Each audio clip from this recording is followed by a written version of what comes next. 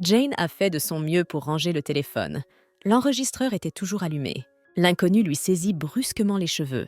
La jeune fille a crié sous l'effet d'une douleur inattendue. Il l'a attrapée et traînée si fort que Jane est tombée par terre. En tombant, Jane a réussi à s'accrocher au téléphone, qui est tombé et a roulé sous le canapé. Heureusement, l'enregistreur ne s'est pas éteint et a continué à enregistrer tout ce que l'on pouvait entendre dans cette pièce. « Ne me touchez pas! Lâchez-moi !» La jeune fille crie désespérément, mais l'intrus continue de la traîner par la jambe sur le sol. Hurlant sauvagement, Jane suppliait qu'on l'aide. Mon Dieu, qu'est-ce que le méchant masqué lui voulait? Il lui a couvert la bouche avec sa main, lui ordonnant brutalement de se taire immédiatement. Jane a eu très peur. Elle a essayé de crier, même si sa bouche était fermée. L'homme, furieux, lui cria de se taire enfin et, tenant Jane par les cheveux, tenta de la plaquer au sol. Il le fit si rapidement et si brusquement que la jeune fille ne put esquiver et se cogna la tête contre le tabouret. On aurait pu croire que Jane allait bientôt s'évanouir. Une tache de sang s'étendait lentement sur sa tempe. Dans son esprit, elle disait déjà adieu à sa vie. Cependant, pour l'instant, elle était encore consciente de tout ce qui se passait. L'intrus a allongé Jane face contre terre, en lui coinçant les bras derrière le dos d'une main et en lui plaquant la tête contre le sol de l'autre. Dans cette position, la jeune fille a pu apercevoir son téléphone sous le canapé. L'homme masqué promet de laisser Jane partir, mais seulement si elle ne crie pas. Il demande à la jeune fille si elle comprend ce qu'on attend d'elle. Jane marmonne de façon inaudible, puis acquiesce, signe qu'elle est d'accord avec sa demande. Ensuite, il l'a finalement laissée partir, en retirant sa main de la tête de la jeune fille. Elle était paniquée. « Prenez tout ce que vous voulez, mais ne me touchez pas, s'il vous plaît. Argent, carte de crédit, je vous donne tout !» supplie Jane, hébétée. « Où est-elle ?» demanda seulement le voyou. La jeune fille repose la question en expliquant qu'elle n'a aucune idée de ce dont il parle. L'étranger répète sa question avec irritation. Jane répondit qu'elle ne comprenait vraiment pas ce qu'il voulait et lui demanda de la laisser partir. « Tais-toi, je sais que c'est ce que tu cherches !» siffle-t-il en tirant brutalement la tête de la jeune fille vers le haut, l'attrapant par les cheveux. Jane poussa un cri de douleur. Elle resta silencieuse, et l'inconnu continua à la tenir sans desserrer son étreinte. « Tu me prends pour un imbécile ?» demanda-t-il avec colère, soulevant la jeune fille d'une main comme s'il s'agissait d'une peluche. On aurait dit qu'il allait la frapper. L'inconnu leva le poing pour frapper. Heureusement, à ce moment-là, quelqu'un l'a appelé. Il jeta Jane de côté et fouilla dans sa poche pour prendre son téléphone, ordonnant à la jeune fille de se taire. Il a décroché le téléphone et a signalé à quelqu'un qu'il n'avait encore rien trouvé. Apparemment, son interlocuteur demandait des nouvelles de Jane, et l'étranger lui a répondu qu'elle était rentrée plus tôt que prévu. Il a également assuré qu'il avait tout sous contrôle. Jane passe mentalement en revue toutes les options possibles quant à l'identité de son cruel intrus. Elle était également curieuse de savoir à qui il parlait au téléphone en ce moment même. La conversation n'a pas duré longtemps. Il a raccroché rapidement, laissant tomber l'appel. « La chance est de votre côté aujourd'hui », a-t-il dit en prenant une photo encadrée de Jane avec son amie Emily. Puis il a jeté cette photo à la figure de Jane, lui ordonnant de ne pas mettre son nez n'importe où, et surtout pas dans les affaires du défunt. Jane regarde la photo avec stupéfaction. Son Emily lui sourit joyeusement. L'étranger a menacé Jane de lui faire subir le même sort que son amie si elle désobéissait. Puis il a soudainement et brusquement frappé Jane avec son poing d'un coup sec. Cette fois, la jeune fille s'est évanouie. Jane s'est enfin réveillée lorsque quelqu'un a frappé à la porte avec insistance. Quelqu'un essayait d'appeler Jane de l'extérieur. La jeune fille reprit lentement ses esprits. Elle se demandait qui cela pouvait bien être.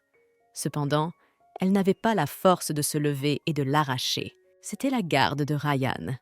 Il se douta que quelque chose n'allait pas et ouvrit la porte d'entrée d'un puissant coup de pied. « Mademoiselle Jane », dit-il anxieusement en regardant Jane. La jeune fille était allongée, sans défense, sur le sol à côté du canapé. Le garde prend doucement la jeune fille dans ses bras et la porte jusqu'au canapé. Il s'inquiétait de ce qui s'était passé.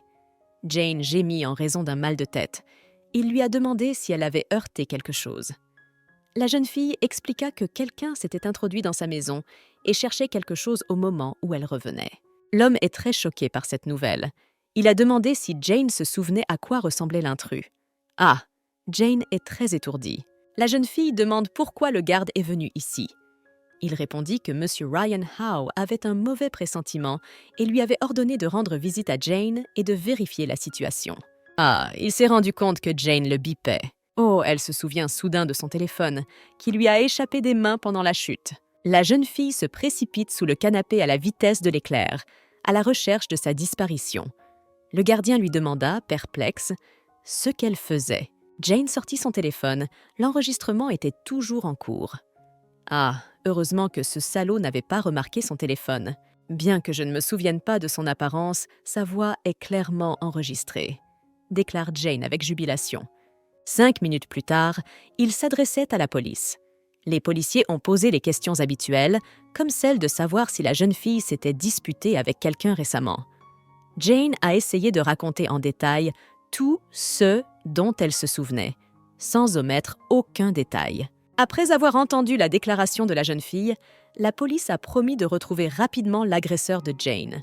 Elle a toutefois insisté sur le fait que, pour sa sécurité, il serait préférable que Jane reste avec des amis pendant un certain temps. « Vous voulez que je vous conduise à eux ?» propose le policier en pointant du doigt la photo d'Emily. Jane a dit non. Au même moment, Ryan vient d'appeler l'agent de sécurité. Il l'engueulait au téléphone, lui reprochant de lui avoir dit d'aller la voir plus vite. Pourquoi est-elle encore blessée? Ryan lui a dit de lui amener Jane immédiatement.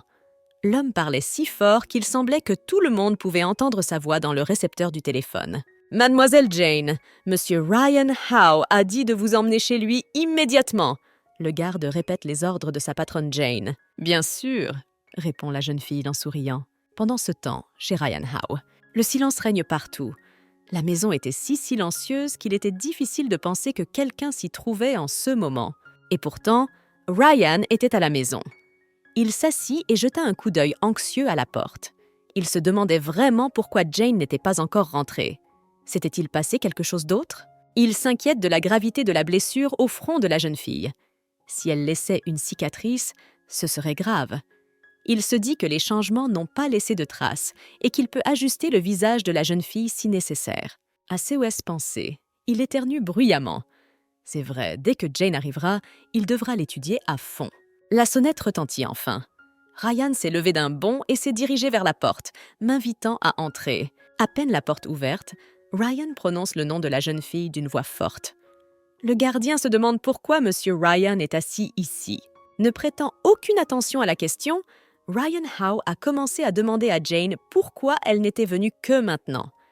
Il s'est empressé de lui demander comment allait sa tête et si elle avait d'autres blessures. Il a ensuite demandé à la jeune fille de lui montrer ses blessures. Jane assure en souriant à Ryan qu'elle va bien. Le diable Ryan Howe devait s'assurer de la véracité de ses propos. Aussi lui posa-t-il à nouveau la question. La réponse de la jeune fille fut la même. « Qu'est-ce que vous faites là, entrez ?» invite-t-il. Jane est curieuse de savoir pourquoi le garde du corps n'est pas entré avec elle. Ryan lui demanda de l'ignorer, disant qu'il serait là dans 5 minutes si nécessaire. Il demande ironiquement. Le diable a-t-il besoin de protéger les gens? Il ne fait aucun doute qu'il s'agit de votre maison, acquiesce Jane en regardant l'immense portrait de Ryan Howe accroché au mur. Le diable s'approcha de la jeune fille et l'informa qu'elle dormirait ce soir dans le salon. Et comme il y avait sa photo sur le mur, elle n'aurait pas à avoir peur la nuit, car il serait près d'elle. Jane se dit qu'il vaut mieux qu'elle rentre chez elle après tout. Le diable Ryan Howe s'est dit à voix haute qu'il pouvait encore lire dans ses pensées. Jane ne pouvait pas s'y habituer. Appelant la jeune fille, Ryan lui lance quelque chose et l'informe que la salle de bain se trouve au bout du premier étage. Il proposa à Jane de prendre une douche chaude pour se détendre un peu. La jeune fille réfléchit à ce qu'il lui a lancé. C'était un ensemble de vêtements. « Waouh, il a préparé ça aussi !» pensa-t-elle. « Ne sois pas si sensible !» dit le diable. « Ah, depuis combien de temps peut-on lire dans ses pensées ?» Jane est entrée dans la salle de bain. Une douche chaude était vraiment utile en ce moment. La vapeur de l'eau chaude, avec un seul grésillement, détendait déjà la jeune fille. Jane s'est placée sous le jet d'eau et s'est laissée aller à la relaxation. Sous l'effet de l'eau, la tension de son corps s'évanouit. Cependant, les pensées de Jane étaient encore préoccupées par le récent incident. Elle se souvient de cet intrus violent, de son apparition soudaine et de son agressivité inexplicable. Jane est particulièrement troublée par les questions qu'il lui pose. Que cherchait-il? Ou qui cherchait-il?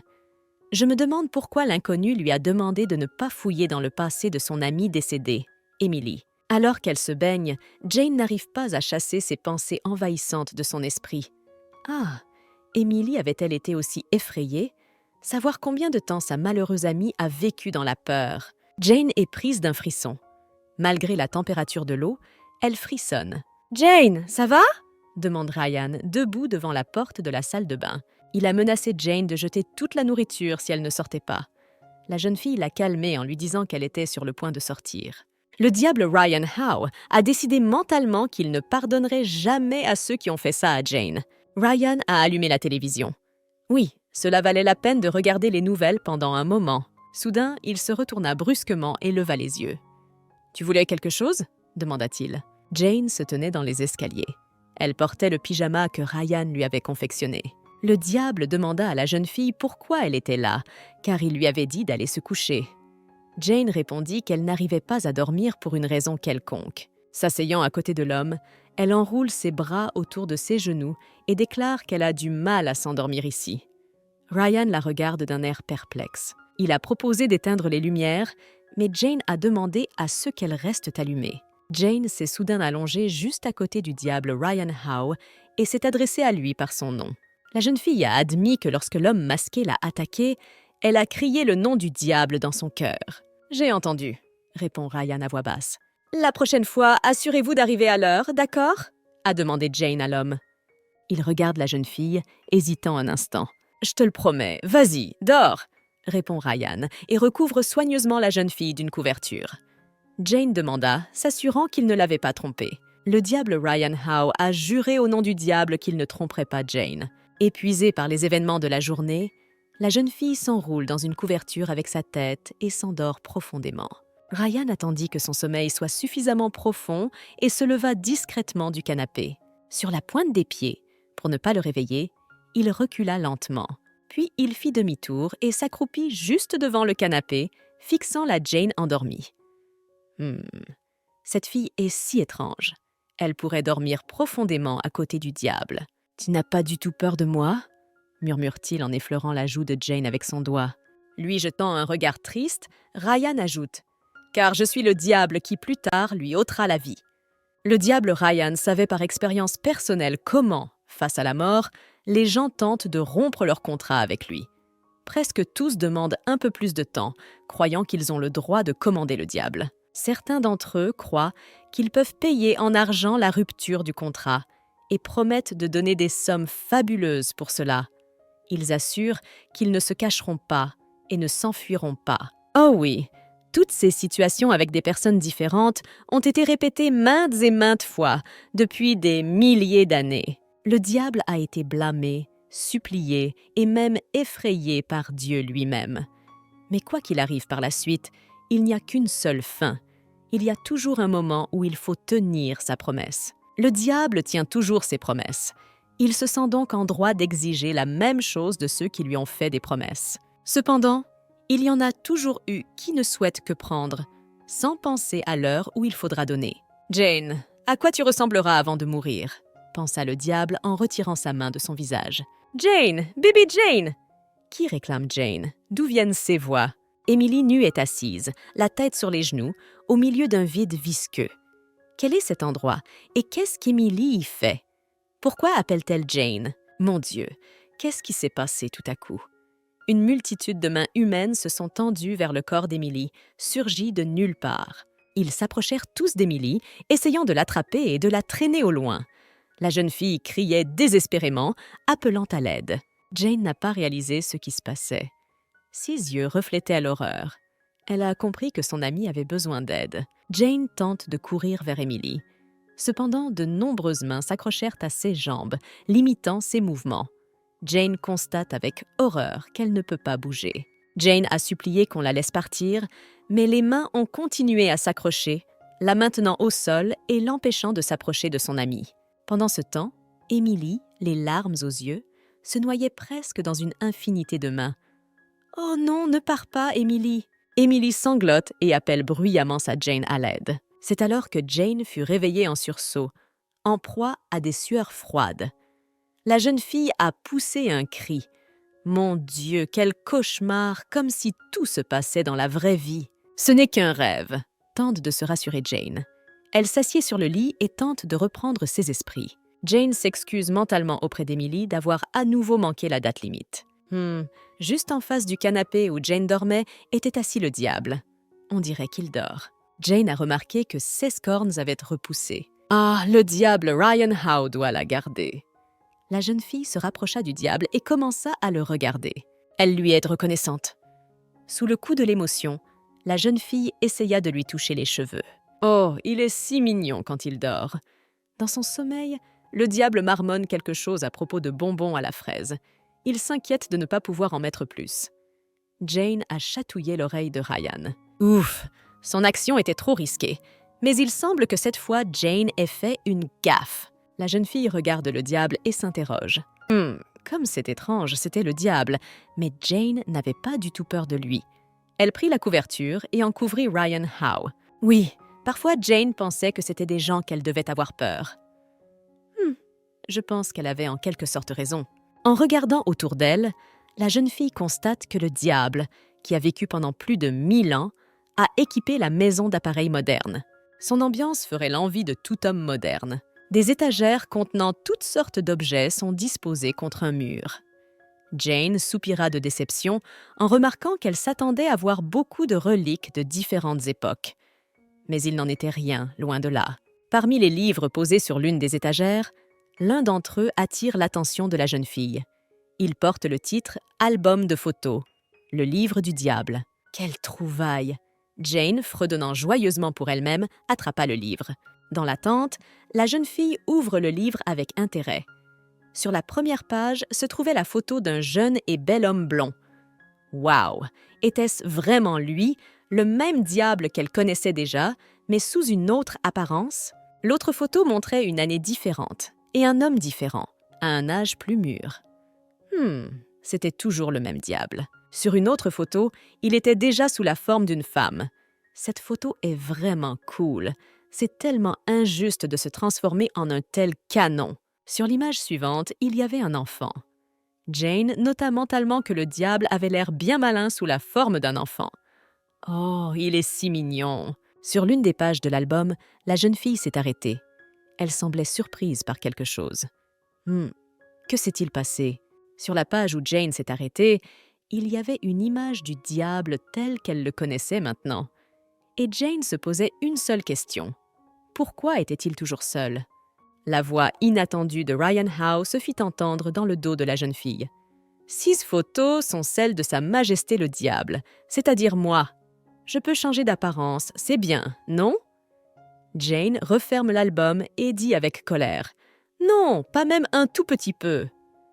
La jeune fille remet l'album sur l'étagère et appelle pensivement le diable. Jane se tourna vers le diable et, le regardant droit dans les yeux, lui demanda d'une voix sérieuse. « Ryan Howe, es-tu le seul diable au monde ?» Le diable s'indigna d'une telle question. Il se mit à gémir. « Qu'est-ce que c'est que CS question? Ne suis-je pas suffisant pour toi? As-tu besoin de quelqu'un d'autre? Femme humaine ventripotente !» Jane se boucha les oreilles et répondit qu'elle s'inquiétait simplement pour lui. Le diable accourut après Jane en feignant la colère. J'entendais son estomac gargouiller et il se mit soudain à hoqueter. Jane lui a demandé s'il avait faim et lui a proposé de cuisiner quelque chose. Le diable Ryan Howe a demandé avec indignation pendant la course. N'a-t-il pas dit quelque chose à propos du fait qu'il ne pouvait manger que du... Jane ne l'a pas laissé terminer sa phrase. « Vous ne pouvez manger que des sucreries », termine-t-elle à sa place. Puis, elle lui propose de réaliser son vœu le plus cher. Alors qu'elle et le diable se dirigeaient vers la sortie, Jane déclara qu'elle venait de réaliser que la pâtisserie où elle travaillait se trouvait juste à côté de sa maison. Même si c'était après les heures de travail, elle pouvait aller dans la cuisine et lui préparer quelque chose de sucré. Debout devant la porte, Jane se souvient soudain que sa première rencontre avec le diable a eu lieu dans cette même confiserie. Oui, ils avaient aussi été photographiés par des fans de Ryan Howe. Étrange coïncidence, n'est-ce pas? Jane a soudain pensé. Est-ce vraiment un accident? Le diable se gratta l'arrière de la tête avec une expression idiote. Ah? Vous dites que la pâtisserie est dans ma maison? Je crois que c'est la mienne. Ah oui, il est bon de rappeler que le diable est obscènement riche et qu'il possède plus d'une entreprise. Que voulez-vous dire par « il semble » demanda la jeune fille, perplexe. Elle n'avait pas envie d'aller ailleurs après cette nouvelle. La nuit tombait sur la ville. Une énorme lune brillait dans le ciel.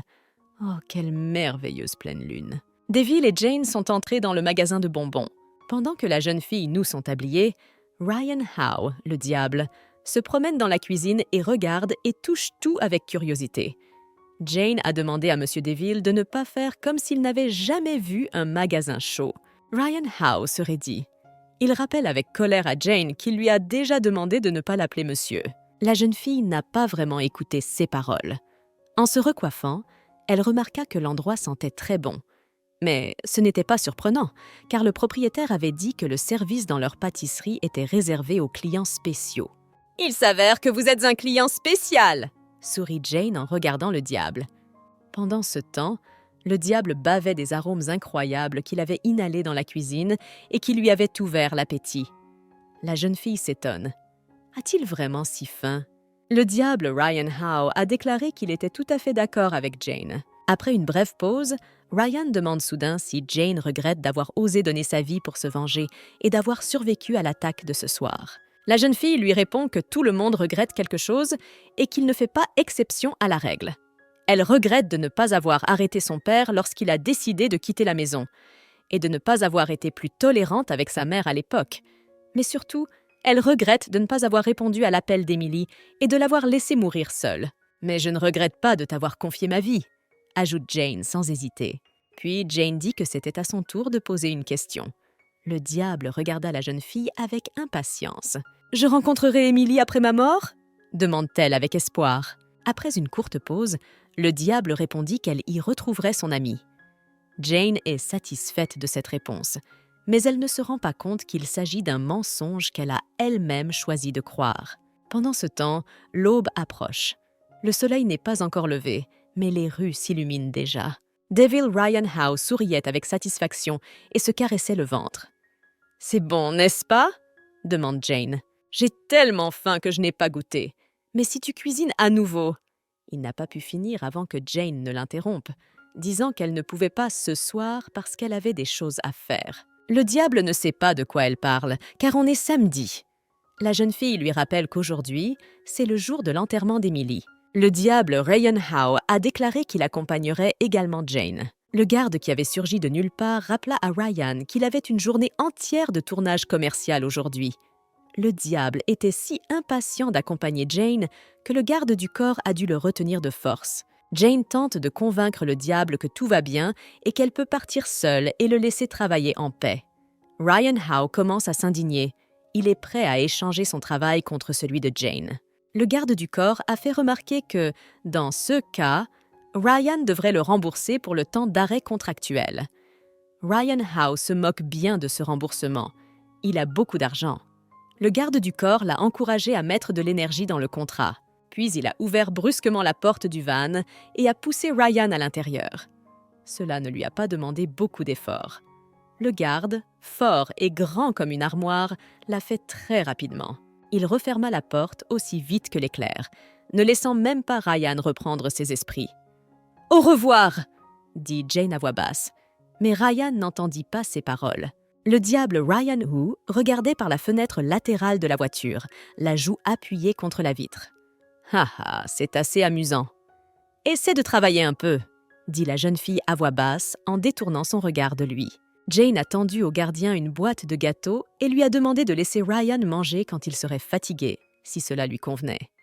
Le gardien a bien sûr accepté. Le diable frappa du poing sur la vitre avec indignation. Il cria qu'il n'avait pas permis qu'on apporte le gâteau qu'on lui avait préparé pour qu'il doive le partager avec d'autres. Mais personne n'entendit son indignation. Jane regarde tristement la camionnette qui s'éloigne. Ah, elle allait devoir y aller seule. Le salon funéraire. Jane s'est approchée du bon endroit. Son attention a été attirée par un panneau indiquant « Ami d'Emily, veuillez rejoindre la file d'attente ». La jeune fille entre dans la pièce où son amie sera honorée. La grand-mère d'Emily est déjà assise sur une chaise. Ah, Jane avait prévu ce moment. Grand-mère leva la tête et s'adressa à la jeune fille qui venait d'entrer. « Es-tu venue, Jane? Viens vers moi. » Jane a serré ses lèvres l'une contre l'autre. Elle a eu du mal à se retenir de pleurer dès les premières secondes de son séjour. Quelques instants plus tard, elle sanglotait, la tête sur les genoux de sa grand-mère. Jane a dit qu'elle était désolée. La vieille femme caresse la tête de Jane. Elle essaie de réconforter la jeune fille en lui disant qu'elle doit être forte. Ah, parce que grand-mère ne savait rien du suicide d'Emily. Tout le monde lui a menti de bonne foi. Pendant ce temps, la grand-mère d'Emily demande à Jane de ne pas pleurer, car l'âme d'Emily ne pourrait pas partir en paix. Elle lui dit de rester calme et qu'il sera alors plus facile de la laisser partir. « Oui, je préfère laisser la vieille dame penser qu'Emily est morte, parce que ses jambes ont soudainement lâché, » se dit Jane. Voyez comme son sourire est heureux, remarque grand-mère en montrant la photo de l'enterrement d'Emily. « Nous ne pouvons pas la pleurer, » dit grand-mère, le regard vide.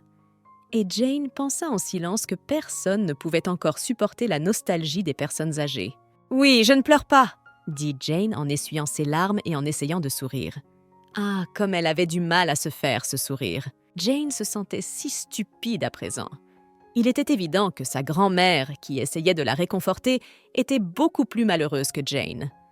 Soudain, quelqu'un appela Jane. C'est Nancy Freeman qui est entrée. Elle tenait un bouquet de lys blanc. Nancy s'est approchée de la photo d'Emily et a déposé son bouquet à côté. Pendant un moment, Nancy est restée près de la photo, la tête baissée. Jane observe la scène en silence. Nancy Freeman s'est ensuite approchée de sa grand-mère pour lui présenter ses condoléances. Elle a souhaité à la vieille dame de se réconforter dans son chagrin et lui a demandé de penser d'abord à sa santé. Sur ces mots, la jeune fille a tenté de lui remettre une enveloppe de la part de toute leur équipe. La grand-mère ne veut pas accepter l'argent, mais Jane prend l'enveloppe des mains de Nancy et la met dans celle de la vieille dame. Jane a ensuite demandé à Nancy d'avoir une conversation privée avec elle. Nancy est alarmée par cette demande, mais elle suit néanmoins Jane. Debout à la fenêtre, le chef du service financier propose une cigarette à Jane. Jane lui fait remarquer sévèrement qu'elle ne fume pas et que Nancy ne devrait pas fumer ici non plus. Jane lui demande alors de ranger sa cigarette. Nancy accepte et range docilement sa cigarette. Elle se demande pourquoi Jane l'a fait venir. Jane demanda sans plus attendre. « Vous avez la carte mémoire de l'appareil photo, n'est-ce pas ?» Les yeux de Nancy s'emballent. Pour Jane, il était clair qu'elle avait quelque chose à voir avec cela. « Cette femme, comment le sait-elle ?» pense Nancy avec enthousiasme. Cependant, Nancy a fait une grimace d'indifférence et a dit qu'elle ne savait pas de quoi Jane parlait, ni de quel appareil photo et de quelle carte mémoire elle parlait. Montrant une blessure au front, Jane a expliqué qu'elle avait trouvé une caméra dans les toilettes hier après-midi et que, pendant la nuit, quelqu'un s'était introduit dans sa maison et l'avait attaquée. Il m'a laissé partir parce qu'il n'avait pas trouvé ce qu'il voulait. « Et tu sais ce qu'il veut, n'est-ce pas, Head Nancy ?» a poursuivi Jane. La jeune fille a également ajouté qu'elle savait à quel point c'était inattendu pour Nancy, mais qu'elle espérait qu'elle dirait à Jane tout ce qu'elle savait. Jane pourrait prendre la carte mémoire pour la conserver. Et si Nancy craint soudainement pour sa sécurité, elle peut être sûre que personne ne la prendra. « Je veux juste connaître la vérité », dit Jane en regardant Nancy droit dans les yeux. Nancy se demande pourquoi Jane a besoin de se pencher sur la question. Pourquoi avait-elle besoin de tout cela en premier lieu? Jane a expliqué qu'elle ne voulait pas qu'une autre Emily se présente. Une sorte de pause s'installe entre les deux filles. Puis Nancy s'est retournée et s'est éloignée, en précisant sur le chemin qu'elle n'avait rien à dire à ce sujet. Jane est amèrement consciente qu'elle est la seule à vouloir découvrir la vérité, que personne dans ce monde ne se soucie du chagrin des autres. « Ils dans les mots d'Emily. De qui s'agit-il? De qui parlait-elle ?» demande désespérément Jane, en suivant le superviseur qui s'en va. Elle souligne également qu'Emily n'est peut-être pas morte. Si Nancy connaît la vérité, pourquoi ne nous la dit-elle pas? La superviseure Nancy Freeman a nerveusement serré le poing dans sa main. Jane a appelé le chef de Nancy à plusieurs reprises pour essayer d'obtenir sa conscience. Jane a appelé le superviseur de Nancy quelques fois de plus, essayant d'atteindre sa conscience. Les collègues Noah et Lewis, qui étaient venus avec Nancy, sont sortis du salon funéraire d'Emily. Ils parlaient de la cigarette. L'un d'eux a déclaré qu'il n'avait pas pu s'empêcher de fumer une cigarette pendant les funérailles, même si lui et sa femme avaient l'intention de concevoir un enfant. Les deux hommes se placent alors contre le mur et commencent à parler de la défunte Emily. L'un d'eux se souvint d'Emily avec des mots gentils, disant qu'elle avait été une personne très délicate de son vivant. Il regrettait de ne pas lui avoir adressé plus de mots gentils de son vivant. Ah, ce n'est que maintenant qu'ils commencent à réaliser à quel point Emily est prévenante envers tout le monde, contrairement aux autres. Noah a supposé qu'Emily avait peur qu'eux aussi fassent partie de ceux qui avaient fait circuler sa photo. Lewis admet qu'il a reçu le dossier avec la photo en premier, mais qu'il n'a pas l'intention de l'ouvrir, car ce n'est pas sa politique. Noah a demandé à son collègue s'il était honnête avec lui. Celui-ci lui répond qu'il dit la vérité. Noah a souligné que Lewis semble être en réalité meilleur qu'il ne le paraît à première vue. C'est vraiment vide aujourd'hui. Juste quelques sympathisants, des parents et une vieille femme, remarque Lewis. Noah a convenu qu'il n'avait jamais vu une mort aussi ridicule et des gens aussi pathétiques. Mais la vérité, c'est que les jeunes partent tôt. Lewis a soudain fait remarquer à voix haute que si la vieille dame découvrait cette photo intime diffusée dans toute l'entreprise, elle deviendrait folle. Puis il a dit qu'il n'avait qu'à lui donner plus d'argent. Noah est d'accord avec son compagnon. Qu'est-ce qui ne va pas? Pourquoi le visage de Noah s'est-il soudainement déformé? Ah, il a remarqué la vieille dame. Grand-mère se tenait à la porte et semblait avoir réussi à entendre tout ce que les hommes disaient. « Qu'est-ce que tout cela signifie ?» demanda-t-elle en s'accrochant au mur. Des larmes coulent de ses yeux le long de ses joues ridées. Seigneur, la mort de sa fille n'était-elle pas un accident? Les deux se mettent à faire un esclandre ridicule, suggérant à la grand-mère de s'asseoir pour qu'il puisse tout lui expliquer. La vieille dame répète avec désespoir le nom de sa malheureuse Émilie. « C'est un suicide ?» demande-t-elle en saisissant la manche d'une de leurs vestes. Les hommes se regardent. Ils avaient déjà regretté 1000 fois d'avoir abordé le sujet, et maintenant ils devaient se réfléchir attentivement avant de répondre. La malheureuse grand-mère se met à sangloter. « Oh, son pauvre enfant !» Sans cesser de pleurer, la vieille femme se dirige vers la photo d'Emily et s'agenouille devant elle. Jane et Nancy venaient juste de rentrer. Je crois qu'elles ont entendu la voix de la vieille dame. Tous deux se précipitent vers le salon funéraire. « Grand-mère? Mon Dieu, que lui est-il arrivé ?» Jane est abasourdie par ce qu'elle voit. « Ce qui s'est passé ici n'est pas clair ?»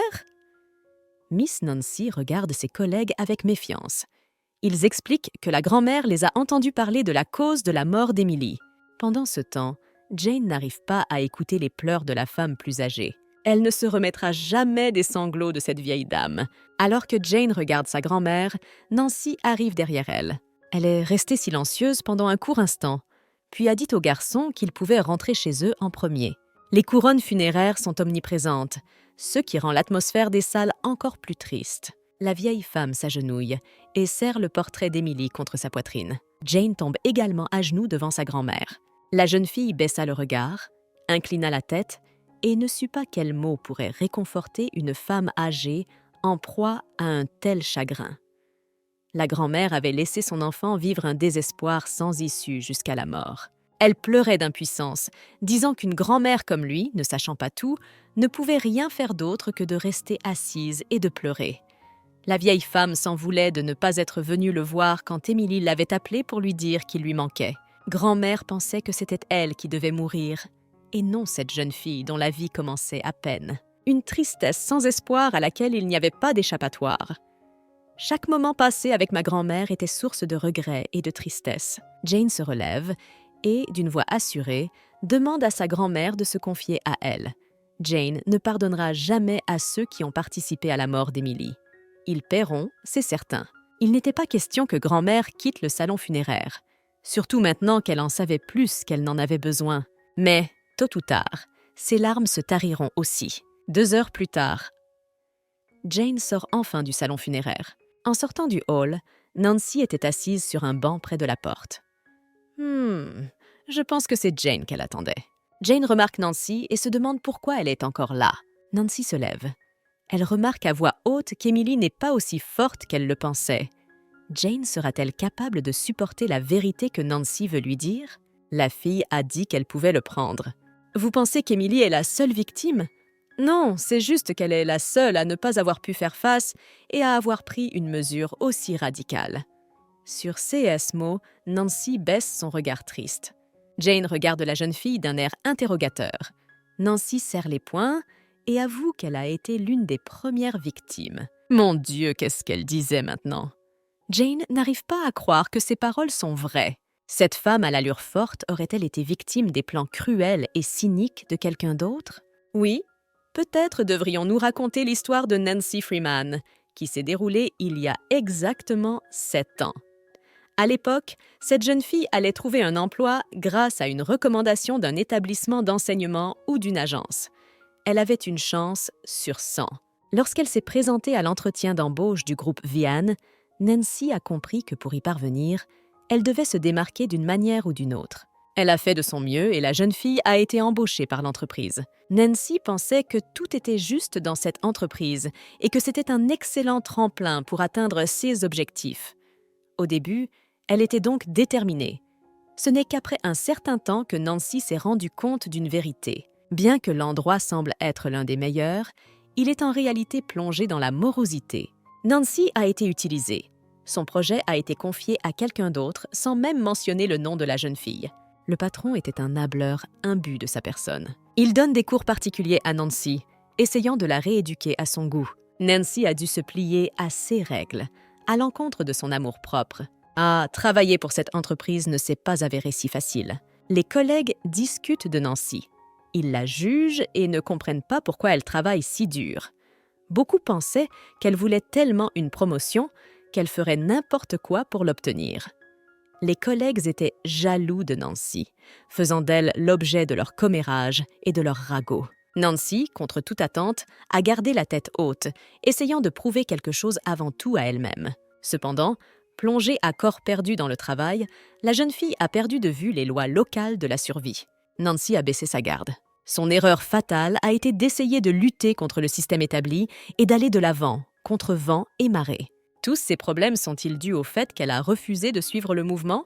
Parce que Nancy a décidé de se choisir elle-même? La jeune fille n'avait pas de réponse à cette question. C'est au moment où Nancy était au plus bas de sa vie qu'elle a fait son choix fatidique. Elle a cherché une main secourable, ignorant à quel point une décision prise dans un prétendu désespoir peut être erronée. Cody Faber, le directeur de l'entreprise, a commencé à venir plus souvent dans le service de Nancy. Si souvent, en fait, que les employés commençaient déjà à se moquer de lui, soupçonnant qu'il rendait visite à quelqu'un de spécial. Elles avaient raison. L'hôtel. Dans l'une des chambres d'hôtel, Nancy est allongée sur le lit. Le réalisateur s'assoit à côté d'elle et l'informe qu'il a un cadeau pour la jeune fille. Il a acheté une montre très chère spécialement pour elle. Nancy était-elle la personne qui avait organisé tous ces tests pour la rencontrer? Nancy a alors déclaré qu'elle ne pouvait pas accepter un cadeau aussi coûteux. Elle ne pensait pas que l'argent devait être dépensé de manière aussi inconsidérée, car il se gagnait par un travail acharné et ne poussait pas sur les arbres.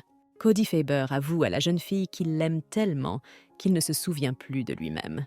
Il envisage de demander au patron de Nancy de la transférer dans son service. À l'époque, Nancy croyait naïvement que l'amour entre Cody et elle était le remède qui pouvait guérir toutes leurs blessures. C'était jusqu'à ce message fatidique. Cody était en train de prendre une douche dans sa chambre d'hôtel. Ne se doutant de rien, Nancy s'est calmement approchée de son téléphone. Ce n'était pas grave si elle se contentait de regarder. Il y avait peut-être quelque chose d'important. Maintenant elle va voir ce qu'on lui a envoyé. S'agit-il d'un courriel professionnel important? La jeune fille regarde le téléphone d'un air perplexe. Elle l'a pris dans ses mains et s'est figée un instant. Le téléphone était verrouillé, mais le texte initial du message était visible en haut de l'écran de verrouillage et son nom y figurait. Que signifiait tout cela?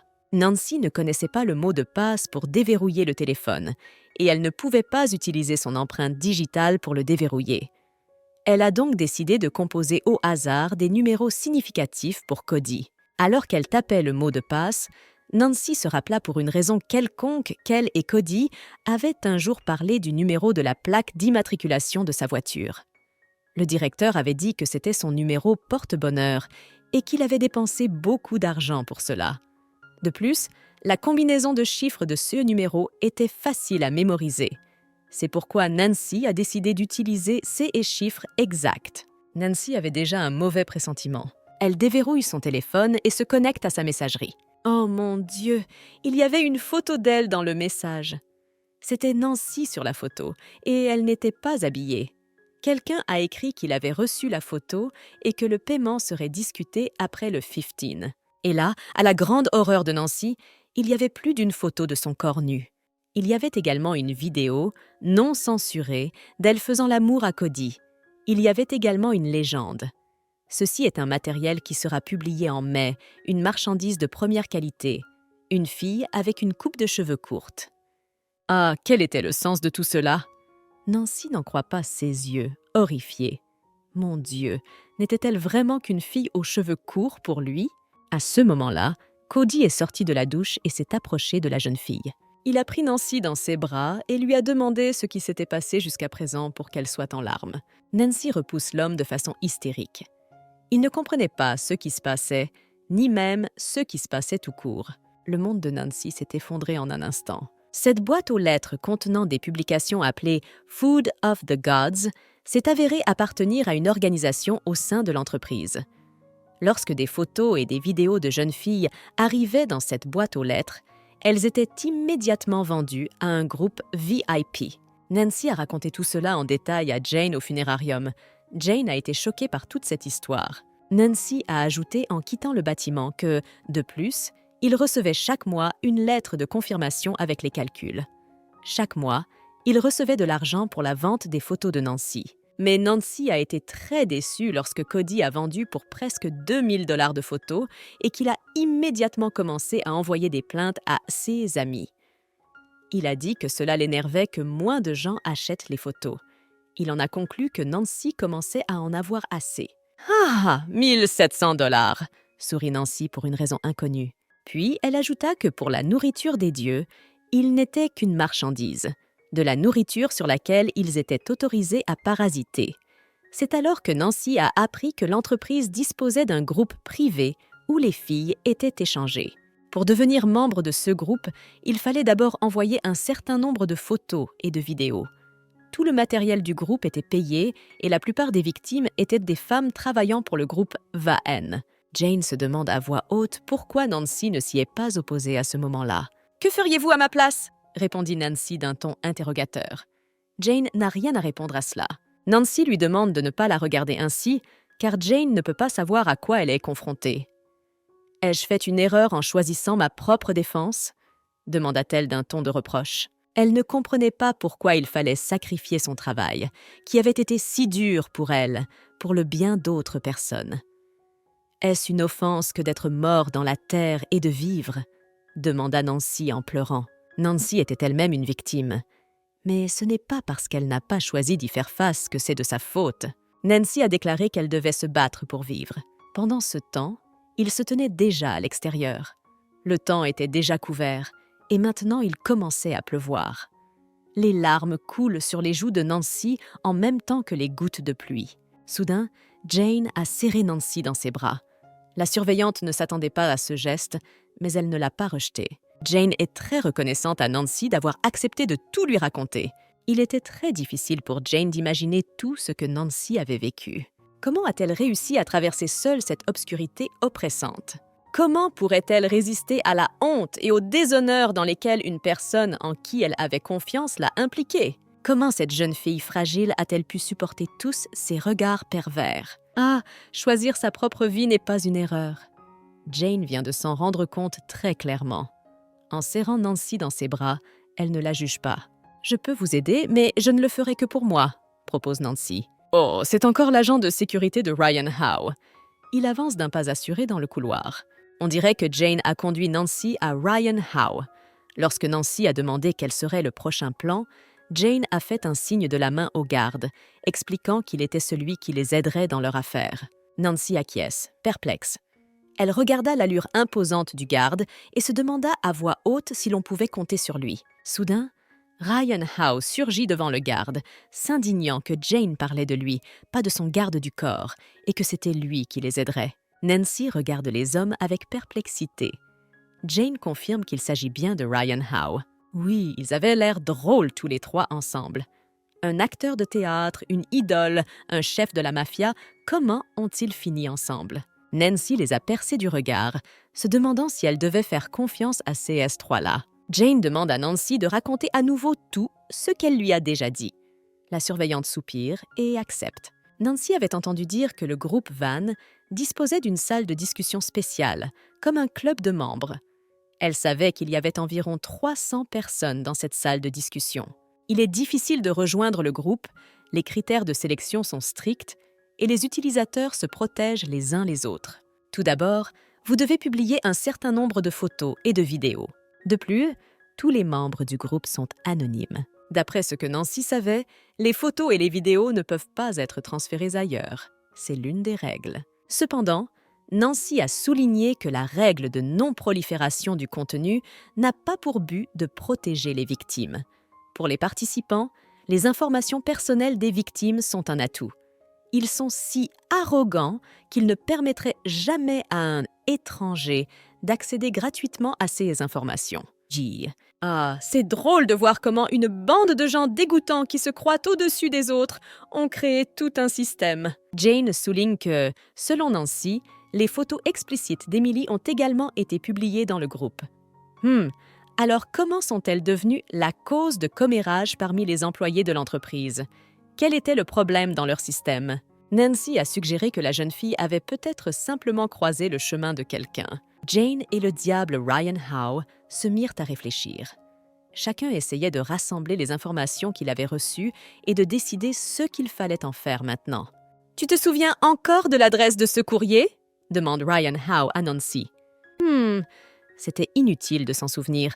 Il change d'adresse tout le temps et l'email qu'elle avait découvert à l'époque avait déjà été effacé. Mais Nancy avait une clé USB qu'elle avait installée dans les toilettes des dames. Jane se demande si Nancy a vérifié ce qu'il y avait dessus. Peut-être qu'il y a quelqu'un dans la vidéo qui l'a installée. Nancy a répondu qu'elle n'avait pas regardé. Au départ, elle voulait oublier tout cela le plus vite possible. Ryan Howe demande où elle a caché la carte dans cette affaire. Nancy répond qu'elle la garde dans son bureau. Jane lui a demandé de leur donner la carte mémoire car elle contenait certainement des preuves.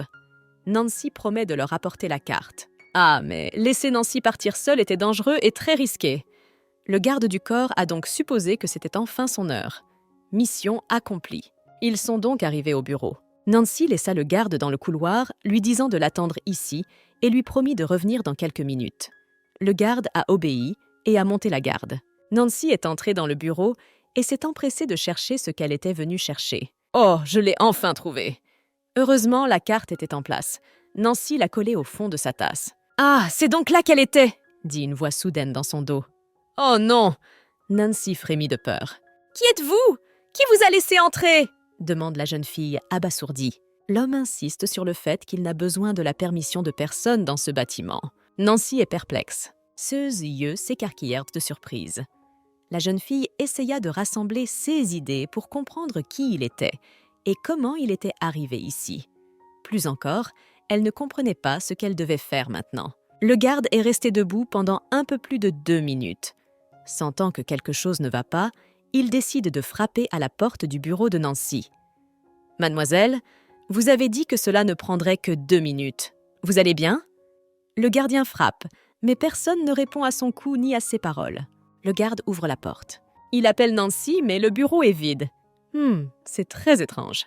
Pendant ce temps, Nancy et Ryan Howe sont restés assis à regarder leur téléphone en attendant un appel.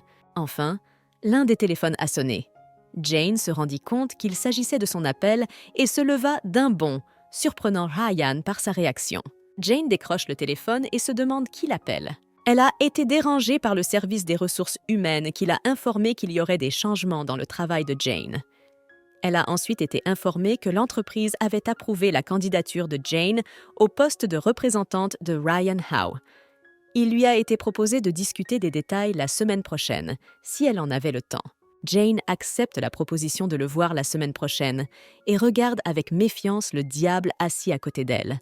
Ses yeux semblaient lui demander si c'était lui qui avait fait ça. Ryan Howe avait l'air innocent, comme s'il n'y était pour rien. Soudain, le téléphone du diable sonne. Oh, c'est le garde du corps. Je dois prendre l'appel tout de suite. Ryan Howe écoute le garde. Son regard est très inquiet. Jane, à son tour, commença à s'inquiéter de ce qui avait déjà pu se produire. Nancy a disparu, dit Ryan en regardant Jane. Jane ne comprend pas comment cela est possible. Quelques instants plus tard, ils étaient déjà dans un taxi, suppliant le chauffeur d'avancer. Jane est très enthousiaste. Ryan se demande soudain si Nancy n'aurait pas pu changer d'avis et s'enfuir. Jane est sûre que si Nancy avait changé d'avis, elle l'aurait dit franchement. La seule chose qu'elle craignait était que Nancy ne subisse le même sort que Jane lorsqu'elle avait été attaquée par l'inconnu masqué. Jane tente de chasser ces pensées intrusives, se rassurant en se disant que Nancy doit aller bien. Ils arrivent enfin au bureau. Le gardien est heureux de les voir. Jane leur demanda en marchant ce qui s'était passé. Le gardien a raconté tout ce qui s'est passé. Après leur arrivée au bureau, Mademoiselle Nancy a décidé d'y aller elle-même pour obtenir la carte, et il l'a attendue devant la porte. Elle n'est pas sortie au bout de 5 minutes, et le gardien a donc décidé de vérifier. Mais c'était comme si Nancy s'était volatilisée. Qu'est-ce que tu veux dire par 10 sous dans l'air? Le démon Ryan Howe se crispe après avoir dit cela. Il a vérifié auprès du garde s'il n'était pas parti quelque part. Mais le garde du corps lui a assuré qu'il était toujours là. Ryan Howe a décidé d'y aller lui-même pour vérifier. Jane tente d'arrêter le diable en lui rappelant qu'il n'est pas encore complètement rétabli après tout. C'est le bon moment pour me vanter de mon pouvoir diabolique. Comment pourrais-je rater une telle occasion? Répondit-il en souriant. La jeune fille n'a plus qu'à attendre patiemment derrière la porte fermée. Le diable Ryan Howe est resté un moment dans le bureau vide. Où es-tu allée, Nancy? Mentalement, le diable chercha une réponse à cette question. Il relève la tête et aspire une bouffée d'air. Un gémissement prolongé s'échappe de ses lèvres. Les yeux du diable devinrent rouges. Ryan Howe testait ses forces. Avec l'aide de son pouvoir, il vit que Nancy était là. Elle disait quelque chose, mais le diable ne pouvait pas comprendre ce que c'était. Mais pourquoi ne pouvait-il pas entendre ce qu'elle disait? Voilà qui laisse le diable perplexe. Il remarque qu'il n'y a manifestement personne ici. Alors à qui Nancy pouvait-elle bien parler? Voilà qui est très intéressant. Soudain, la main du diable devint noire, comme si elle avait été brûlée. Un sifflement caractéristique se fait entendre. Le diable regarda Nancy qui criait de terreur. Le diable était encore plus confus. Qu'est-ce que tout cela peut bien vouloir dire? Sa main a glissé sur la poignée de la porte. Jane était impatiente d'apprendre la nouvelle. Aussi, la première chose qu'elle fit fut de demander au diable s'il avait découvert où se trouvait Nancy. Le diable Ryan Howe a constaté avec tristesse qu'il n'avait rien appris. Jane ne comprenait pas pourquoi il ne pouvait rien découvrir. Mais, expliqua le diable, il avait l'impression qu'il y avait une sorte de barrière et que son pouvoir était inutile dans cette pièce. Le diable a suggéré à haute voix que les choses semblaient se compliquer à partir de maintenant. Et maintenant, ils devaient trouver celui qui se trouvait sur leur chemin. L'ascenseur s'ouvre et 2 hommes en sortent. L'un d'eux porte une personne en fauteuil roulant. Un homme en costume d'affaires compose le code de la porte d'une clinique privée.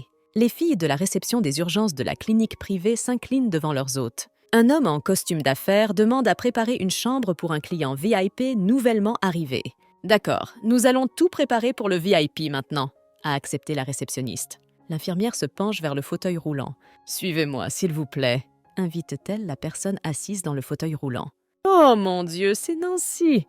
Mais que lui est-il arrivé? Et qui sont les 2 hommes qui l'ont amenée à la clinique? » C'est le 2e jour depuis que Nancy a disparu du bureau.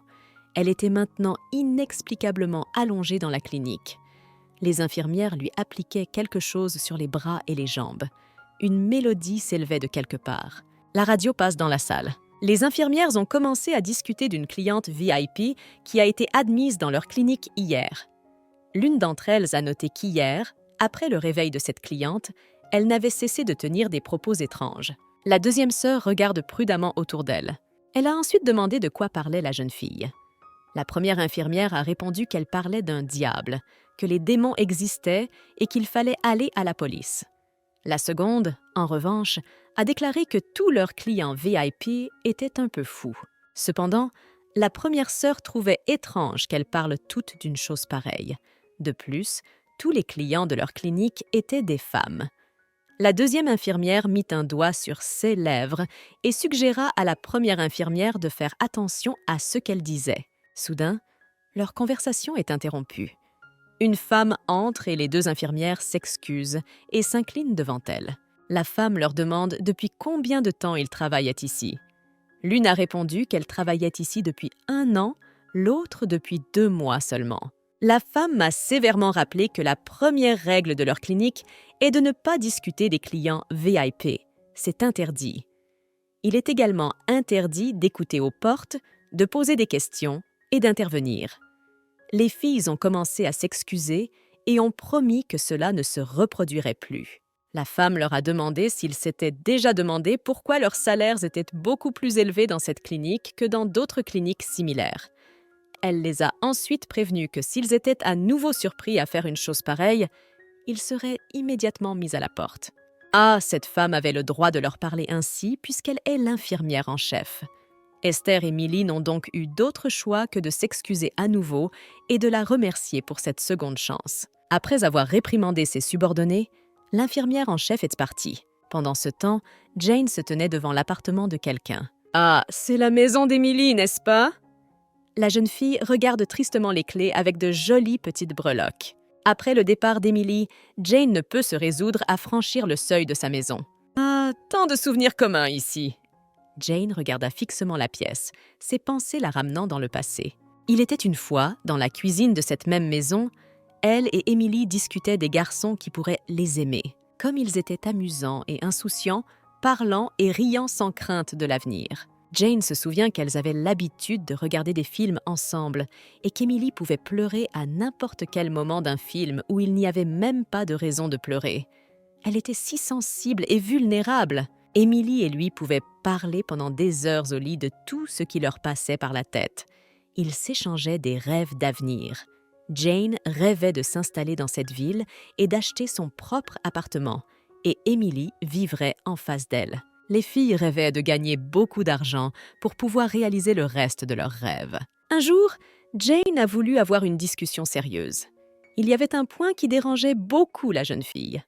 Jane voulait dire à son amie que son petit ami ne semblait pas être aussi bon qu'elle le pensait. Cependant, Emily s'était endormie à ce moment-là, et Jane ne lui a jamais fait part de ses inquiétudes à ce sujet. Distraite de ses souvenirs, Jane envoie un texto à Ryan Howe. « Je suis allée à l'appartement d'Emily aujourd'hui pour voir si je pouvais trouver des pistes. Ryan Howe, les allées et venues de Nancy dépendent de toi. » « D'accord, il n'y a rien que je ne puisse écraser, » a répondu le diable.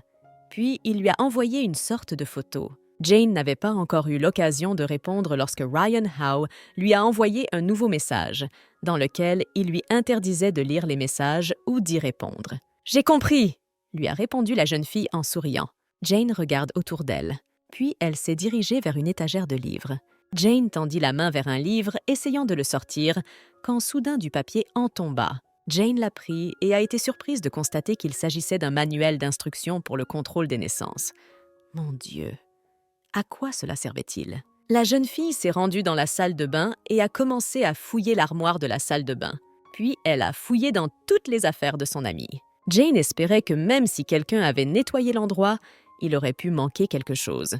Comme les empreintes de pas qui avaient été laissées plus tôt. L'heure commençait à s'approcher du soir. Un coucher de soleil écarlate éclairait agréablement la fenêtre de la chambre d'Emily. Jane compose soudain le numéro d'Adam. Son appel inattendu a beaucoup surpris le jeune homme. Il lui a demandé ce qui n'allait pas. Jane allait discuter de quelque chose avec lui, alors elle lui a demandé s'il était libre en ce moment. Adam était libre, alors il a demandé où était Jane. Jane répondit qu'elle était chez Emily et qu'elle pouvait se retrouver ici.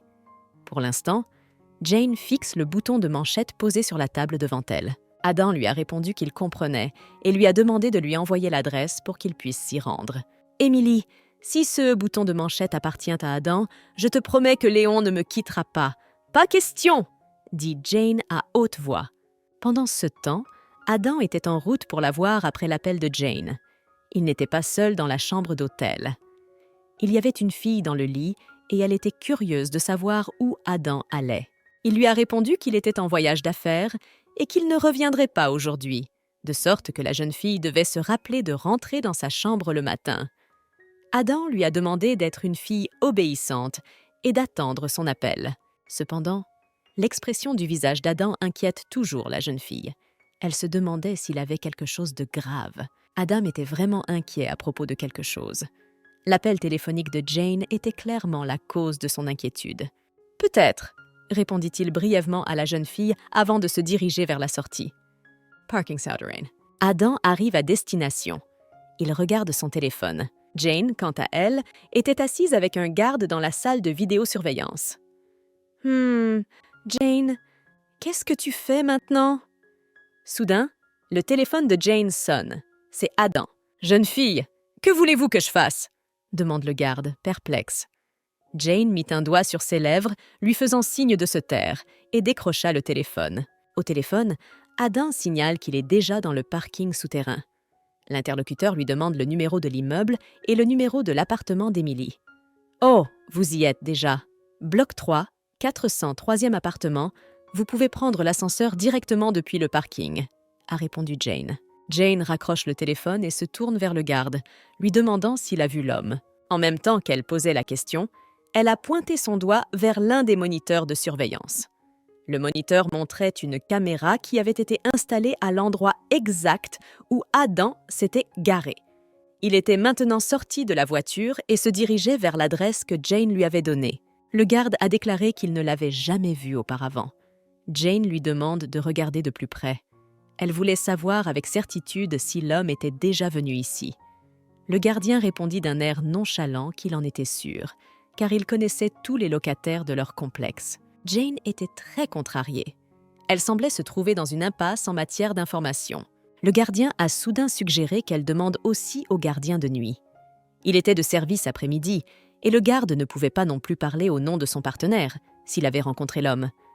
Jane se réjouit et demande où elle peut trouver son partenaire. « Trouver qui ?» dit un homme plus âgé en entrant dans la salle de sécurité. Il s'est avéré qu'il était le partenaire que Jane voulait voir. Le garde se tourne vers son partenaire. « Oncle Lewis, cette fille a besoin de ton aide. » Lewis Dodson met SS lunettes et regarde Adam à travers le moniteur.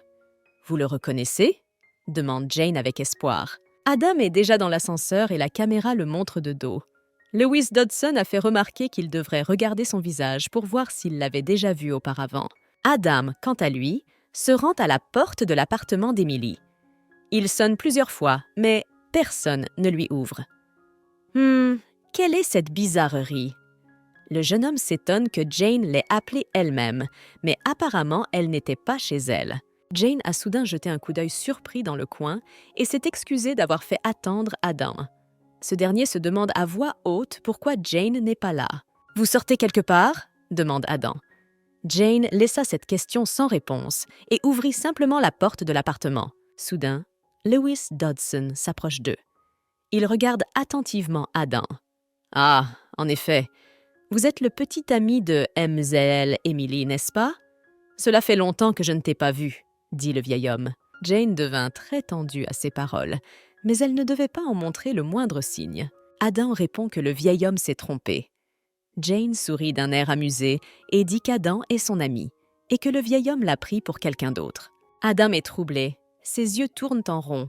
Jane dit à Lois, le gardien, qu'il ne doit pas rester plus longtemps, car ils ont encore du travail à faire.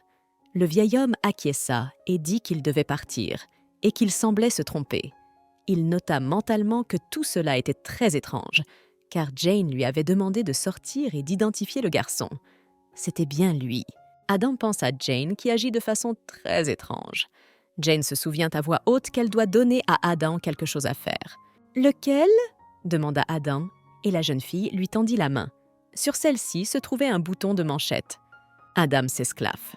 Il assure la jeune fille que ce n'est pas son bouton de manchette, et Jane est visiblement confuse. « Ah, c'est donc un bouton de manchette! Si tu ne me l'avais pas dit, je ne l'aurais pas su !» dit Jane avec un air idiot. « Ah ah! Ce n'est qu'un bouton de manchette! Comment as-tu pu l'ignorer ?» s'étonne Adam. « Est-ce que je peux aider à préparer quelques affaires? Nous devons partir rapidement. J'ai encore des choses à faire. Alors je veux être libre tôt, » dit Adam avec empressement. D'un ton formidable, Jane déclara qu'il ne partirait pas d'ici de sitôt. De quoi parlait-elle? Adam la regarde d'un air perplexe. « Le diable, Ryan Howe! Montre-toi » prononce Jane. « Hé Jane, de quoi parles-tu d'ailleurs » demande Adam, souriant d'un air incrédule. « Hé? Où as-tu trouvé le courage de t'adresser à elle en disant « Hey » dit soudain une voix dans le dos d'Adam. Les cheveux d'Adam se hérissèrent et il faillit avoir une crise cardiaque de peur. Le diable se tenait derrière lui et le regardait de ses yeux rouges. Ignorant l'effroi d'Adam, le diable demande à Jane pourquoi elle l'a appelé. En fait, il était très occupé à faire une recherche individuelle à sa place. Jane insiste sur le fait qu'il y a des choses plus urgentes à faire. Jetant un coup d'œil à Adam, le diable Ryan Howe sourit sournoisement et demande « Tu veux vraiment que je m'occupe de lui ?» Adam recula d'un bond, hurlant d'horreur devant ce qu'ils étaient en train de faire. Jane lui a posé une contre-question. C'est elle qui voulait vraiment savoir ce qu'il avait fait. Avec un sourire stupide, le gars a déclaré qu'il ne savait pas de quoi Jane parlait. « Aide-moi, Ryan Howe! Peu importe la manière, faites-lui sortir la vérité !» supplie Jane. Elle ajoute qu'elle est prête à payer n'importe quel prix pour cela. Les mains du diable, qui étaient des mains humaines, se transformèrent en d'énormes pattes munies de griffes. Avec des cris sauvages, Adam essaya de courir, poussant Jane hors du chemin. La vue d'un tel monstre faisait littéralement battre son cœur. Il ne savait pas qu'il n'y avait pas d'échappatoire bête. Au diable. Le diable Ryan Howe fut aux côtés d'Adam en une seconde et tendit sa main à travers son corps, l'attrapant en plein cœur avec ses griffes. « Je t'ai donné la permission de partir ?» demanda-t-il calmement. Adam hurle et appelle à l'aide. Son cœur battait la chamade de terreur, se cognant frénétiquement contre ses tempes. Jane regarde le garçon sans la moindre pitié. Elle voulait qu'Adam paie pour ses péchés dans cette pièce. C'est ici même que les rires et les voix joyeuses ne se feront plus jamais entendre. Le diable Ryan Howe a touché le cœur d'Adam. Il essayait de rassurer le gars qui criait d'un ton égal qu'il n'allait pas mourir. Le diable a juste besoin d'un petit levier pour garder son cerveau sous contrôle. En même temps, dans un lieu différent, l'homme et la femme se rapprochent le plus possible l'un de l'autre pour s'embrasser passionnément. L'homme s'arrête brusquement et, avant que le baiser n'ait lieu, il regarde sa femme droit dans les yeux. « Qu'est-ce qui ne va pas? Pourquoi t'es-tu arrêté ?» demanda-t-elle. « C'est bon, nous allons continuer, » a-t-il répondu en souriant doucement. Pendant ce temps, le diable Ryan, qui tenait le cœur d'Adam d'une main, a tendu l'autre main à Jane en disant « Donne-moi ta main, je vais te montrer quelque chose. » La jeune fille saisit la main du diable sans hésiter. Ses yeux sont devenus rouges. Le démon lui a montré des images de son passé. Jane a d'abord vu une scène où Emily lui présentait son collègue plus âgé, Adam. C'était leur première rencontre. Adam s'est alors dit que Jane avait l'air plutôt bien. En la rencontrant, Adam a conclu que Jane serait certainement difficile à approcher, car une certaine froideur se lisait clairement en elle. Ensuite, le diable a montré une autre image du passé. C'est là qu'Adam décida de s'intéresser de plus près à Emily. Il a vu que la fille lui était sympathique. Alors il a décidé de commencer par elle, pensant qu'elle serait facile. Dans l'image suivante, le diable a montré Emily qui exhortait Adam à ne pas se cacher dans les coins, parce qu'il y avait d'autres couples dans l'entreprise et qu'il n'y avait rien de mal à cela. Adam a fait remarquer qu'ils étaient différents des autres couples. Il était sur le point d'être promu et ne voulait pas que le chef découvre sa relation à un moment pareil. Adam avait peur que le chef pense qu'il ne cherchait pas à obtenir une promotion, mais qu'il était intéressé par quelque chose d'autre. Emily est offensée, mais elle accepte silencieusement et avec sympathie sa position. Il pleuvait et c'était tard dans la soirée. Quelqu'un a frappé à l'appartement d'Adam. Le garçon est surpris que quelqu'un soit venu si tard. C'est Emily. Adam n'est pas content de la voir et réprimande la jeune fille en lui disant qu'ils avaient convenu de ne la rencontrer que chez Emily. Le garçon était contrarié que la fille lui ait désobéi. Emily, en larmes, montre à Adam une photo sur son téléphone. Il s'agit d'une photo d'elle nue. Furieuse, elle lui demande s'il a envoyé la photo à tout le monde. Adam demande calmement d'où Emily tient cela. La jeune fille cria qu'on lui avait dit qu'elle pouvait être téléchargée en un seul groupe moyennant une somme d'argent. Emily répète sa question. Elle est sûre que c'est Adam qui a envoyé sa photo à tout le monde. Une voix provenant de l'appartement demanda à Adam qui était venu si tard. Le garçon dit à haute voix, sans honte, « C'est dommage qu'elle soit là ce soir. C'est ennuyeux. Le monde entier sembla s'écrouler à l'intérieur d'Emily à ce moment-là. Adam a alors regardé la jeune fille droit dans les yeux et lui a demandé de s'en remettre. Il lui dit qu'elle n'est pas la seule à être filmée subrepticement dans l'entreprise. « Tu es obligée d'être ici dans cet état ?» demande-t-il en jetant un regard dédaigneux à Emily. La jeune fille malheureuse n'a pas de mots pour exprimer ses sentiments.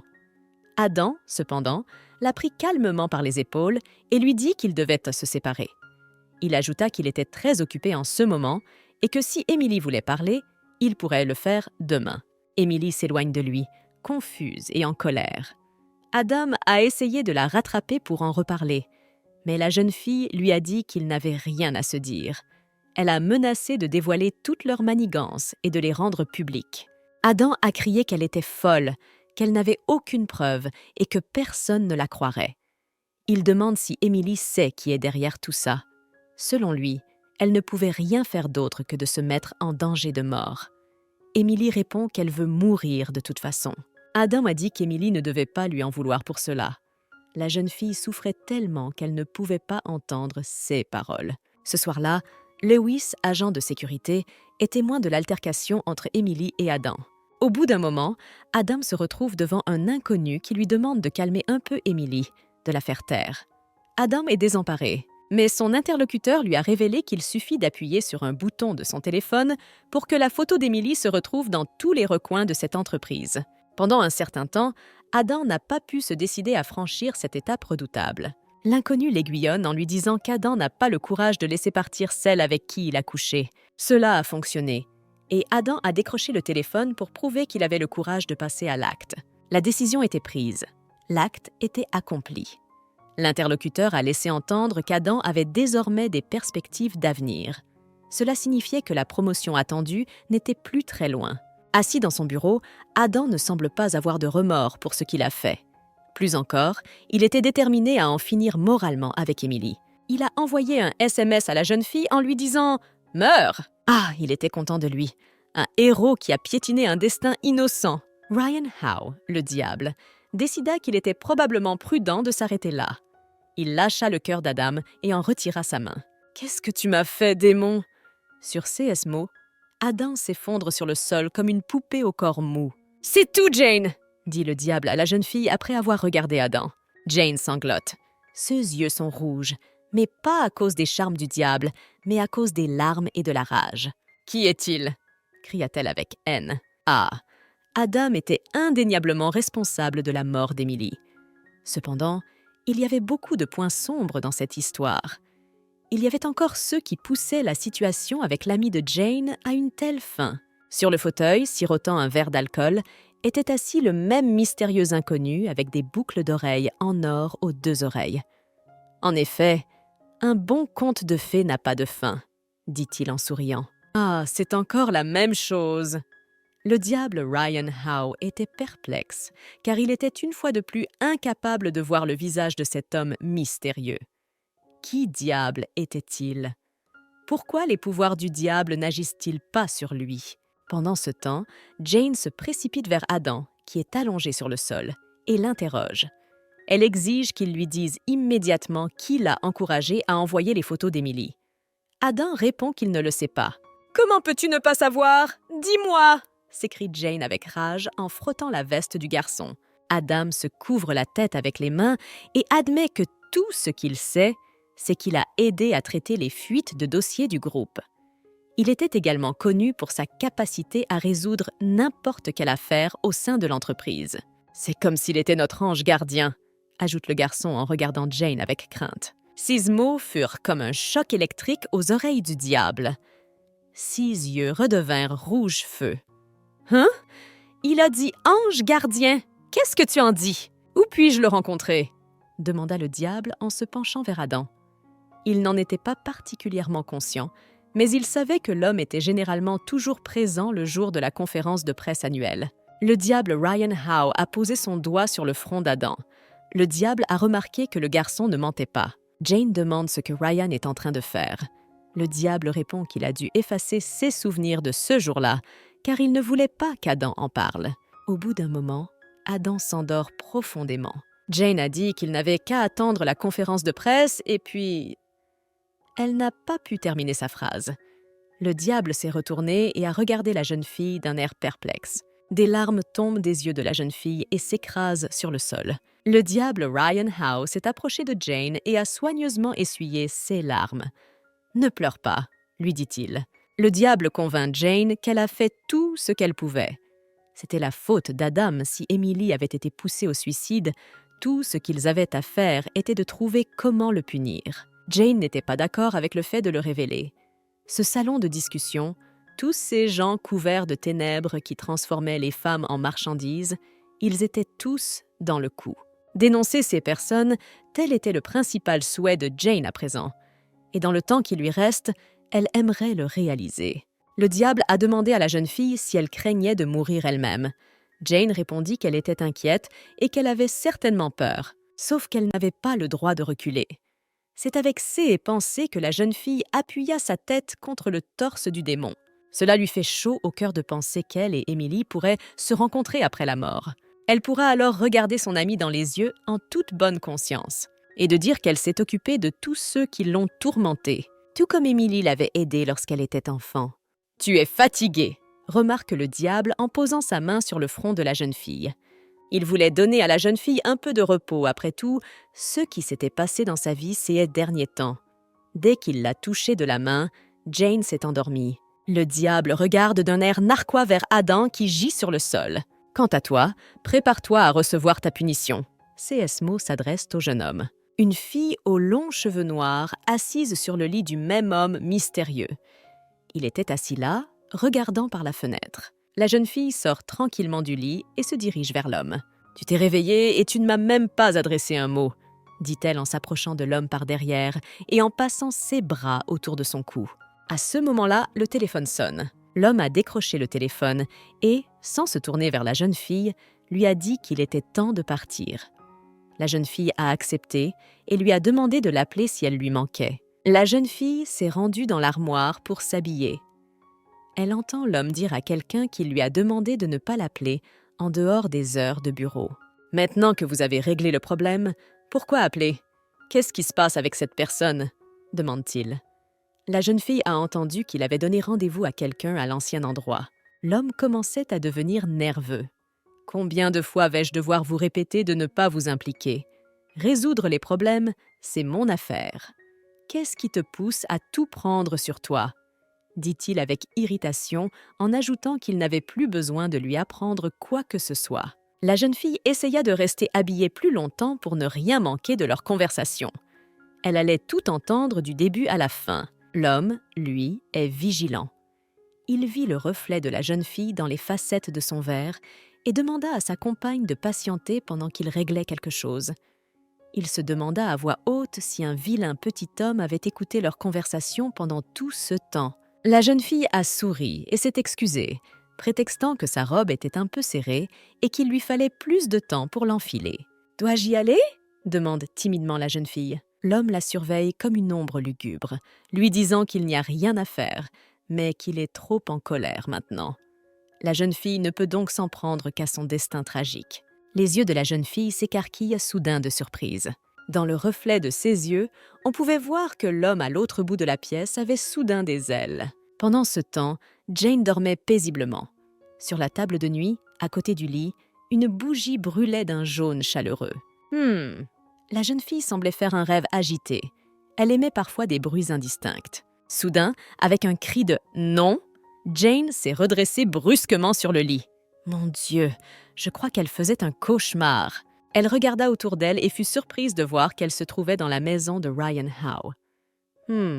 Quand l'avait-il amenée ici? « Réveille-toi » demande Ryan en entrant dans la chambre. Il portait un plateau de nourriture dans une main et souriait gentiment. Jane remarqua qu'il commençait à faire sombre. On aurait dit qu'elle avait dormi longtemps.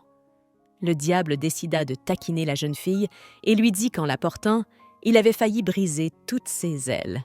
Jane s'est maladroitement excusée. Le diable lui demanda de manger au moins un peu. Sur ces mots, il dépose un plateau de nourriture sur la table latérale. Jane ne pouvait pas penser à la nourriture pour le moment. Elle est très préoccupée par ce que le diable a fait à Adam. le diable a admis qu'il l'avait laissé là, dans la maison d'Emily. Ce n'est pas du tout ce que la jeune fille s'attendait à entendre. Elle demanda avec indignation au diable comment il avait pu le laisser partir. Ah, eh bien, l'avait-il vraiment pris et laissé là? Jane a crié qu'Adam devait au moins être puni comme le diable l'avait promis. Ryan Howe tente de calmer la jeune fille. Il a demandé à Jane de se calmer et de l'écouter attentivement sans l'interrompre. Ryan Howe rappelle à Jane qu'il est le diable après tout. Il m'a assuré que personne ne comprenait mieux que lui l'essence de la peur. Adam, pendant un long moment après que le diable soit parti avec Jane, est resté allongé sur le sol. Il était soit endormi, soit dans l'oubli. Finalement, il se réveille. Il se gratte l'arrière de la tête, mais Adam n'arrive pas à savoir où il est Estimate. Pourquoi était-il là? Les yeux du garçon parcouraient désespérément l'appartement. Comme le diable avait effacé sa mémoire, le garçon était effrayé par le fait qu'il ne comprenait pas comment il était arrivé ici. Et surtout, pourquoi? Adam a essayé de se lever. Soudain, la serrure de la porte d'entrée a cliqué et Emily est entrée dans l'appartement. Le garçon hurlait de terreur comme un fou. Il tremblait de peur et n'arrivait pas à prononcer un seul mot. Adam s'enfuit en courant, tout en se rassurant que tout cela n'était qu'un rêve et n'était pas réel. Tout en appuyant sur le bouton de l'ascenseur, il se consolait en se disant qu'il ne faisait qu'un cauchemar. Ce n'était pas possible. Cette fille était morte depuis longtemps, réduite en miettes. Ce n'était certainement qu'un rêve. Il est parti par l'ascenseur du 4e étage, mais est revenu au même 4e étage. Dieu, Adam était terrifié. La porte de l'ascenseur s'ouvre et le visage d'Adam se contorsionne en une effroyable grimace. « Impossible !» pensa-t-il, et il tomba par terre. Emily était sur le point d'entrer dans l'ascenseur avec un type. Le garçon a demandé à Adam si tout allait bien. Mais la fille lui dit de ne pas lui parler, mais de descendre plus vite. Ce n'est que lorsque les portes de l'ascenseur commencent à se fermer qu'Adam voit qu'il ne s'agit pas du tout d'Emily. Adam marche dans le couloir, furieux que Jane ait trouvé des gens comme Emily et qu'elle joue maintenant avec lui, essayant de le rendre fou. Il s'est juré à haute voix de la tuer pour ses manigances. Puis, il sortit enfin de la maison et s'engagea dans la rue. Une voix de femme retentit soudain derrière lui. C'était la voix d'Emily. Elle disait qu'il était hors de question qu'elle le laisse partir. L'instant d'après, il a cru qu'il devenait fou. Partout où il regardait, il voyait Emily. Il voyait son visage dans chaque fille. Cela le rendait malade et lui donnait la chair de poule. De nombreuses personnes ayant le visage d'Emily harcelaient Adam. Certains lui proposaient de l'aider, d'autres faisaient des remarques sur son teint malsain, et d'autres encore disaient qu'Adam était étrange et effrayant rien qu'en le regardant. En fait, Adam était lui-même effrayé. Il s'est soudain mis à rire de façon hystérique, affirmant que rien de tout cela n'était vrai, que rien de tout cela n'était vrai. Adam s'est appuyé contre le mur du bâtiment et a crié à Jane de sortir et d'arrêter de jouer avec lui. Il n'y avait personne dans la rue avec un visage comme celui d'Emily. Tous les gens vaquaient à leurs occupations et regardaient Adam comme s'il était un psychopathe échappé de l'asile. Le diable a raconté tout cela à Jane, qui s'est excusée auprès de lui et l'a remercié. Ryan Howe a souligné avec embarras qu'aucun remerciement n'était nécessaire et a ajouté avec fierté qu'il était un pro de ce genre de choses. La jeune fille déboutonne son chemisier. Le diable lui demande ce qu'elle fait, plaisantant sur le fait qu'elle n'accepte pas d'être payée en retour. Jane lui tendit les mains, expliquant qu'elle aussi devait respecter les termes de leur accord mutuel. Pour l'aide que le diable avait apportée à la jeune fille aujourd'hui, elle l'autorisa à se mordre. Le diable Ryan Howe resta dans l'indécision. La jeune fille le presse de mordre plus tôt pour redonner des forces à Ryan. Ryan Howe lui tend la main et se fige. Il lui semble que la jeune fille est complètement épuisée. Jane se demanda pourquoi il s'était arrêté. Le diable se dit qu'il s'était simplement senti désolé pour Jane. Attendez, mais ça ne devrait pas être comme ça. Il avait aidé Jane, et maintenant, elle devait lui rendre l'appareil. Ryan Howe n'avait jamais enfreint les règles pour qui que ce soit dans ce monde auparavant. Il a pensé une chose, mais a dit à haute voix que cette fois-ci, le paiement serait douloureux. Jane acquiesce volontiers. Le diable Ryan Howe savoure la peau tendre du cou de la jeune fille. Ah, le sang a coulé le long de son cou. Jane a ressenti la douleur, et le diable a ressenti le plaisir.